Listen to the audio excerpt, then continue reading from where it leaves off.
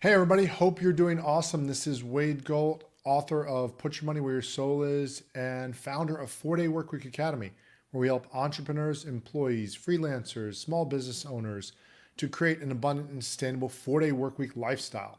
Today I'm going to talk about something that's more unique to business owners and entrepreneurs, but definitely applies to freelancers if you're looking to understand this, and certainly to employees since you're very often part of this.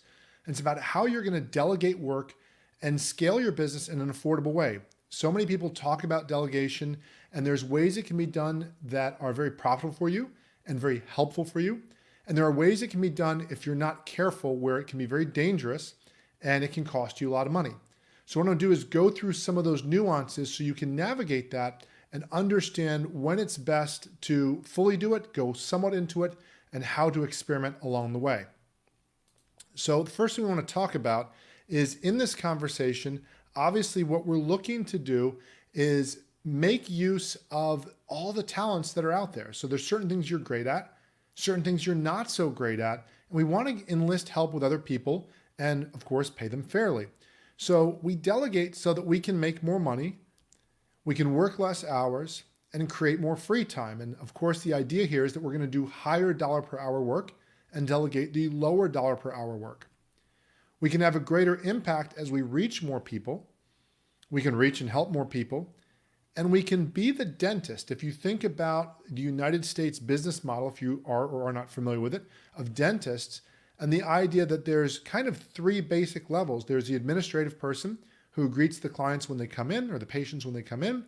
There is the dental hygienist, that person who knows a lot more than the administrative person, but not as much as the dentist.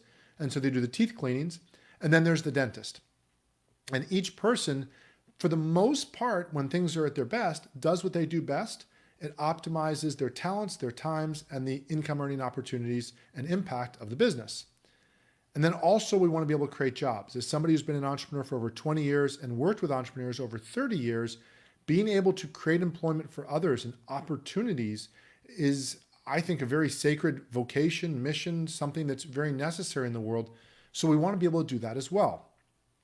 As far as what we're going to delegate, we're going to look to delegate everything that you can profitably delegate, everything that makes sense, everything that you can still afford to do and still works out for you. It's usually going to be important activity, but low dollar activity. Repetitive work. After you've blazed the trail and you've created a process, you might then create these standard operating procedures and pass that off to somebody else to let them do it. Administrative work, work you don't enjoy or you don't wish to do, work that can be done by technology. Where you can delegate. A lot of people miss this. It's right in front of you. It doesn't have to be fancy. You can delegate at work, but you can also delegate at home. So you're probably already delegating in some way. If somebody mows the lawn or cleans the pool, if you order dinner at a restaurant or lunch at a restaurant, you're delegating them cooking the food for you. So it's not one of these things where, well, I'm so cool and I've got all this money, so I'm going to delegate. And if I don't have money, I'm not going to delegate. We do this all the time. It's also called division of labor. It's part of a functioning economy and something that's done all the time. It's often easier and safer to delegate at home simply because it might not be risking your business reputation. And usually it's micro delegations, small little tasks. Again, buying something from a restaurant or smaller commitments, getting a haircut, certain things like that. The goal is to free up time in your life, energy in your life, and not invest your time in things you're not that good at. Bottom line, it's about playing more and working less, even if that play means you enjoy your work more, that you get to do the type of work you enjoy. So it's not so much about getting out of work, though sometimes it is. It's about getting to invest and spend more of your time doing things you love doing. So one of the most important things to consider when you do this is that you want to eliminate before you delegate. Wasteful activity shouldn't be done by anybody. You don't want to pay somebody to do activity that's unproductive. Activity that loses you money should go. And loss leaders should be minimized. So there's this concept of the loss leader. This is a product you know you're going to lose money on. And it's something that's sometimes used by retail stores where they have a sale on this one product and you come in and you buy other products and then overall they make a profit. Now that can work for retail stores or grocery stores. That might or might not work for you. And that's very different than when you're giving out a free report or a free training series or a free PDF or something where you're intentionally giving something that you know demonstrates your ability to give to people, your expertise or something of that nature. But again, anything that's just losing you money and losing you time, we want to let go of those things. So now what I want to do is I want to share with you a really simple concept. It's extremely powerful. It's called drop, delegate, and double down. And as you see, there's a little bit of a D theme here. What we're going to do is look at what are the strategies that allow you to do this in a way that makes sense for you and is financially feasible and sustainable. Because in all of this, as somebody who loves to delegate, there's almost nothing more painful than starting to delegate something and loving what you've set up and having a person who's doing that for you, a freelancer, a contractor, whatever you want to call that, and then you can't afford them. I've had that happen a couple times because I do my best to keep each project I work on profitable. And at times I have borrowed from one project to pay for another and then quickly realize, whoa, I'm not supposed to be doing this. Each project I start, each little business idea I start should be making money on its own. So when you're looking at this, one of the first things you want to do is eliminate those useless and unproductive tasks. If it's something that's going to not make money for you, let's not delegate it to somebody and pay them to do something that's unproductive. Let's save them time and let's save the money. The second thing is to ignore irrelevant items. And this is something that just takes practice. It might sound depressing, but you're probably going to die with your inbox full, or at least have something in it. There's going to be this situation where you always have work, and to a certain degree, thank God, otherwise you might be unemployed. So there's always going to be something that's not very important and somebody who's asking for your attention that is not as important for you to give to them at that attention based on your goals, your objectives, your business model. And so you want to be able to ignore those things or at least push them back until later. When possible, we want to automate with technology and do that, of course, if we can in a profitable way. We want to delegate to competent stewards, people who we know can handle things, and definitely we're going to do that as much as we can. Sometimes that starts to get a little more expensive because you're involving people and labor, so we want to do that wisely. And then there's going to be a couple things. There's going to be maintained. Sorry, it didn't fit with the D's, so you don't really double down on it, but there's going to be certain things that you just say, wait, I have to do. This is part of my business, part of my job. I have to do this part. I haven't yet figured out how to have somebody do this, so I have to do this. And then there's those things that you're going to scale up, and you're going to invest your time in things that you are really talented at, that you impact people with, that you make a big difference, and you want to get paid for that, and you want to invest more of your time there. So in general, if you can, you want to be able to delegate work that's either a quarter of your hourly income or less. So let's use an example here. Just to keep math really simple, let's say you average $40 per hour, which means, and I'm using dollars right now, I'm from the United States, so I'm using that currency, it could be whatever currency, but if you average $40 per hour, and let's say you work a traditional 40-hour work week, 50 weeks a year, we can do better, but right now that's where a lot of people are. So you'd say, okay, to keep math simple, Wade, $40 per hour times 2,000 hours, that's $80,000 of income. Well, anytime you have work that's $10 per hour or less, that you could pay somebody to do that, do that. It might take a while to find the person that can do that, but once you do that, all you need to do is then in the 4 hours that you let go of, because if you delegate 4 hours times $10 is $40, you need to find 1 hour where you make up, you sell some more stuff, you do some different things, that you cover that. And as long as you do that, then you can stay in the game, and then you can reinvest. You can have that be that you invest your time in the other 3 hours. It could be more time you invest in your work. It could be more time that you invest in other projects. You might take time outside of work, whatever it might be. But think about that. And if you're on the live version of this, go ahead and put in the chat, what are some of the things you'd delegate if you could? What would you let go of? And if you're looking for ideas, again, start at home. Start with simple things. Things as simple as, like right now in the United States, having your groceries delivered. Years ago, I remember when we did that, my wife and I, one of the grocery stores by us named Publix started doing that, and I was all over it. And my wife said to me, Wade, you sure you want to do this? I'm like, you don't understand the hourly. This has saved me so much time. I get really excited about delegation. And so she said, well, make sure you can pay for it. Sure. Okay. I'll make sure I make that money. And there's nothing wrong with grocery shopping. I just prefer, at least some of the times, to have the stuff come to me. And it's not that I'm better than this person. There's none of that. It's just about, can I do this in a way that is more financially feasible for me? And in that case, if I'm billing a client and doing something, but I need the groceries to come home, well, of course, that's something I could do. And again, that's really simple. It's easy to do. It's not a huge risk. So if you think about this for a second, I did a video earlier called 80-20 Business and Podcast Growth. And this is of that same framework. If you think about the idea that different types of income make different amounts. And one of the people that really inspired me, there's a few mentors I really want to give credit to have helped me with this. Dan Sullivan and his work at the Strategic Coaches helped me with this. And definitely Perry Marshall with his work in his book, 80-20 Sales and Marketing, helped me drill this down even further. And it's just the idea that, of course, some of the work we do is low dollar work. Some of it's high dollar work. Some of it's huge dollar work. And you might say, well, wait, that's kind of obvious. Okay. Well, most people, if you look at their work, and I had heard this from different coaches and some of the ones I just mentioned, and I looked back at my work because I have a tool where I track my time. I'm one of those guys. And I track where I invest my time to make sure that I jump out of projects if I'm losing my shirt. And I've lost my shirt before, but at least knew it was time to get out. Well, when you look at this, what you want to be able to do, if possible, is get really clear about what are those things. There's that low dollar work, what's that high dollar work, and what's that huge dollar per hour work. Because if you can do that and invest more time, of course, in the purple area, the huge dollar per hour work, that's going to help you.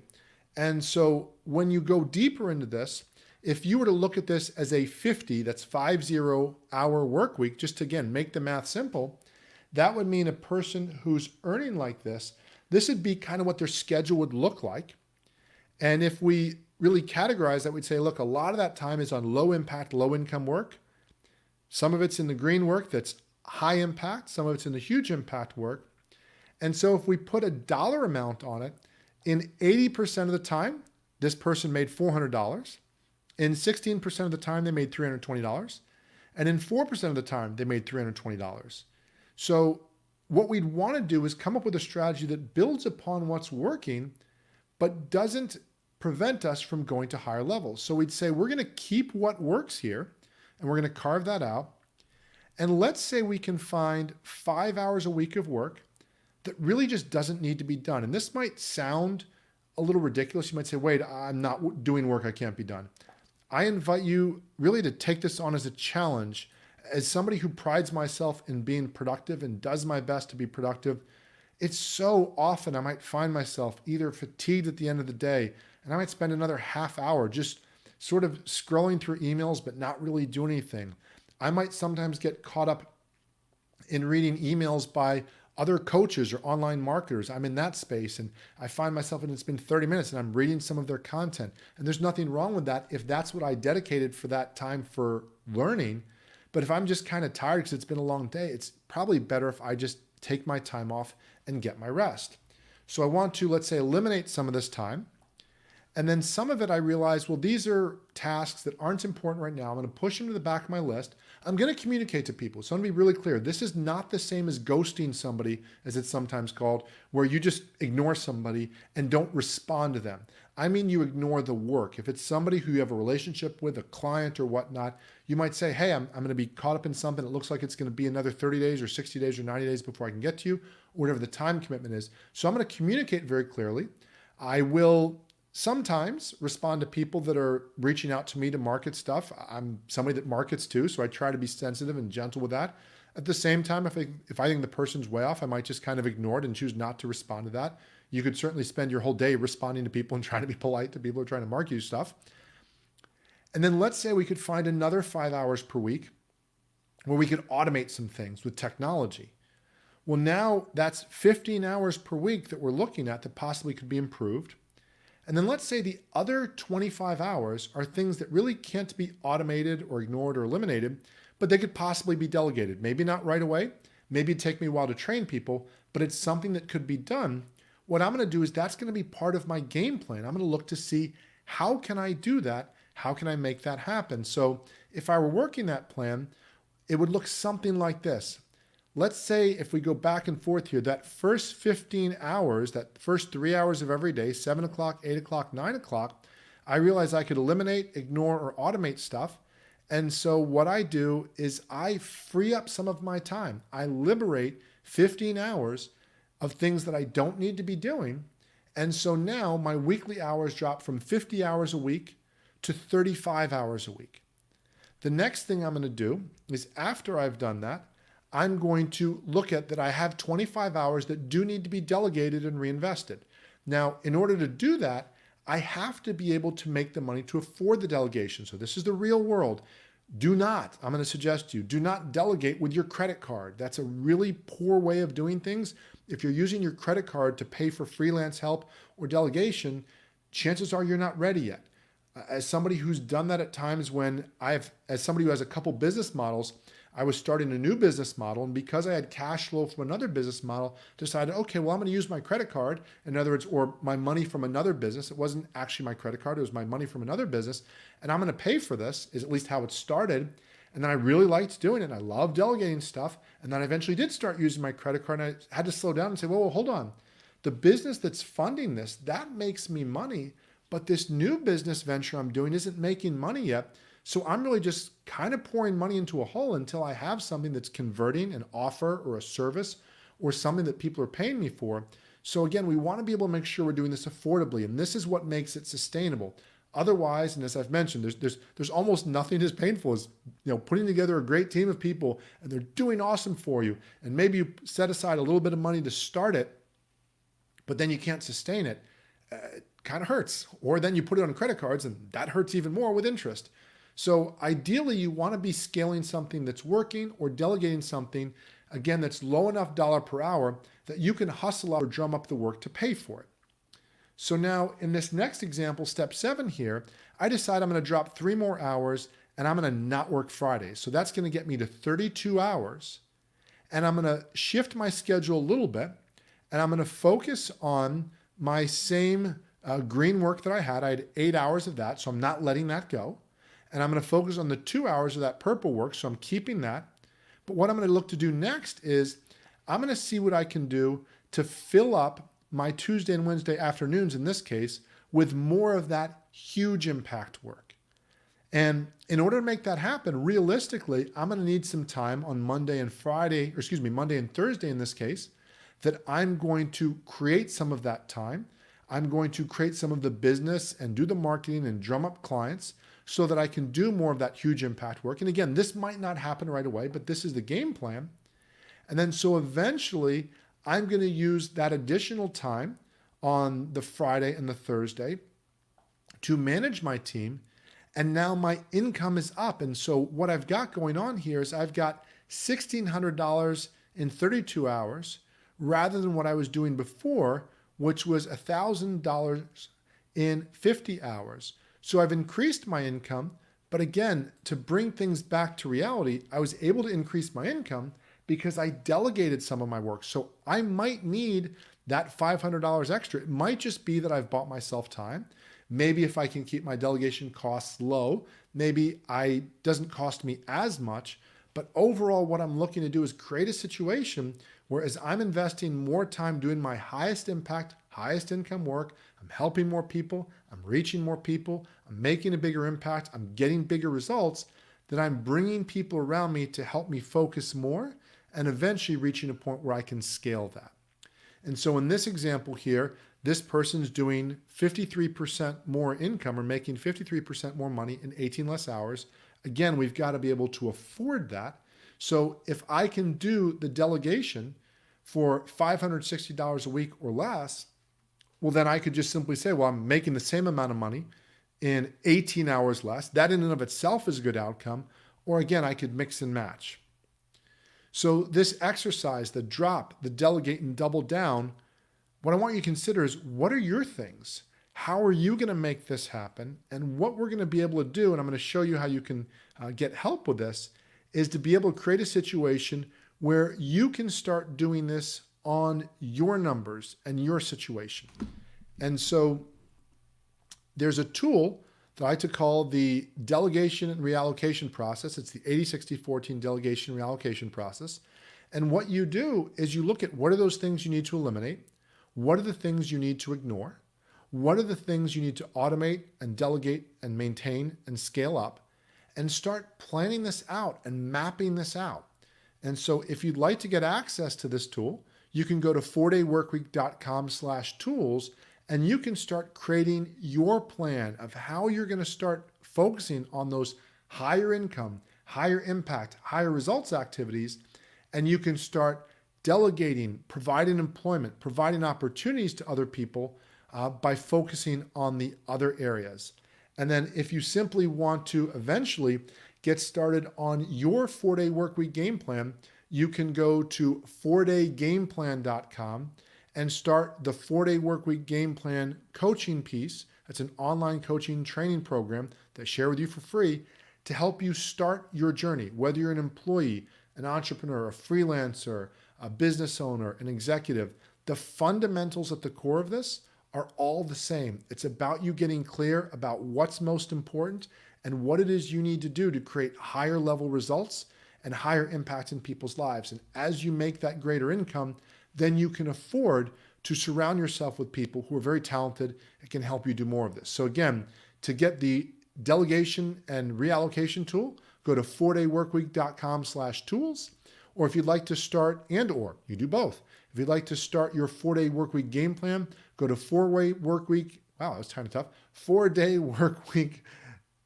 Wow. Oh, wow. Okay, let's say that again. Go to 4daygameplan.com. You can actually go to 4dayworkweek.com/game plan. Go to 4daygameplan.com and start creating your game plan, whether it takes you a year, 2 years, 5 years, 10 years. In my case, it took me 22 years from when I left college to start creating this plan to reach to where I had the income I wanted and working 4 days a week. What I want to help you do is get your game plan in place a lot quicker, and that'll help you make this journey happen a lot faster. So I hope all is well with you. Hope you and your loved ones are safe. If there's anything I can help you with, please let me know. And as always, I look forward to helping you make more money in less time, do what you do best so you can better enjoy your family, your friends, and your life. Please continue to let me know whatever I can do to help you. It's been a long day. Thanks. Have a great day.